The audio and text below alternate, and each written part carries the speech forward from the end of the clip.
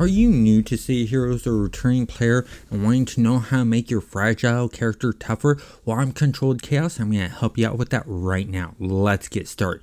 Now, first off, when I'm talking fragile characters, I'm talking your blasters, your corruptors, your defenders, and your controllers. Those types of characters. The ones that don't have the hit points that are quite up to par with the scrappers or tanks in the game. The first thing I recommend that you can do, this really helps out, is travel powers.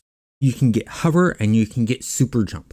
With hover, you'll be able to fly above the opponents and get a height on them to where most of them will not be able to do melee damage to you. It's only the ones that have a really good jump capability or have flight themselves that will be able to get to you. Now, when we're talking about this also, you want to make sure that you stack these with 3 of the defense buffs and then 3 endurance enhancements also. And the reason being is that this will increase the less likelihood of you getting hit and the amount of damage you take. You also want to do this with super jump, but super jump is different because it keeps you grounded, so you're still going to be getting a lot of melee attacks on you. How you choose the power is based on how you want to go about and playing your character, whether you want them to fly or not. Another thing you can take is you can take the fighting pool power, and the fighting pool power, you have tough and you have weave. Now, you won't be able to get tough until you're 14. You also want to slot that with a lot of defense buffs, 3 of them, and then 3 endurance reductions. Weave, you will not be able to get until you have 2 powers in the fight power pool, and then also level 14. You want to slot it the same way as tough. It allows you to take less damage. Now, besides that, you can also go into concealment and take stealth. Stealth will add the same capabilities onto there. And you'll just want to slot that appropriately and go from there. The same way you slotted your tough and your super jumps and stuff like that.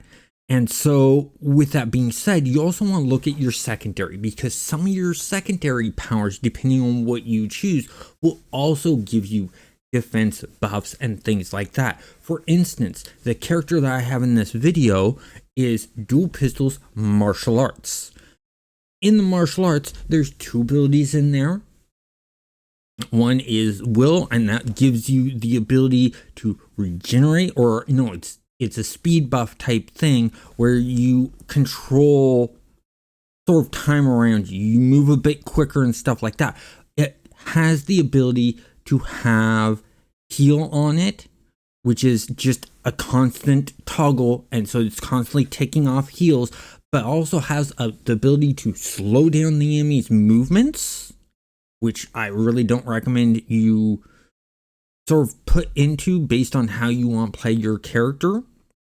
If you want them moving too slowly, it's a good thing to have, but that also means that they're moving away from you slowly.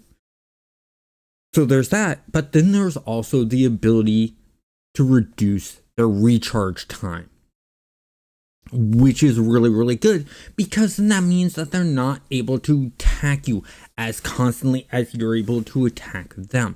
And that really helps out.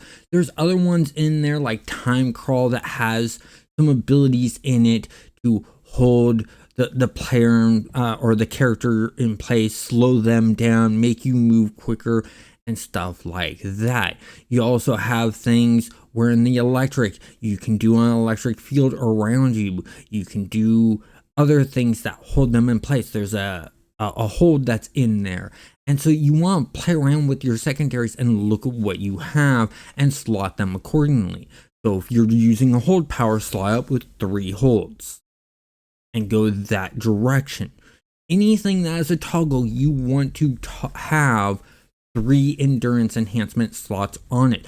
I also highly recommend that where the health is in your enhancements, slot that up 3 times with health, and then take your stamina and slot it up with 3 enhancement modifiers. This will help with your endurance and capabilities. This is also why you're enhancing the endurance on all of your toggles, because if you don't, you're going to drain through your endurance quickly.